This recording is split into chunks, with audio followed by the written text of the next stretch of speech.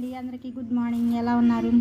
నేను బాగున్నాను. నాకు నీరసం అంతా తగ్గిపోయింది, జ్వరం తగ్గింది. ఇప్పుడు చాలా బాగున్నానండి. ఈ అటుకులు నిన్న వెళ్ళమ్మడి అమ్మ వస్తే తీసుకున్నాను. చాలా రోజులు అవుతుంది తినకని. ఈ అటుకులు అంటే నాకు చాలా ఇష్టం. వీటికి ఒక కథ ఉంది చిన్నప్పుడు, అదేంటో మీకు చెప్పాలని ఈ వీడియో పెడుతున్నాను. మేము చిన్నపిల్లలు, మాది బాపట్ల జిల్లా చెరుకుపల్లి అండి, మా అమ్మమ్మ గారిది. పిల్లలందరం 10 మందిని కలిసి చేలో పరిగేరుకునేవాళ్ళం.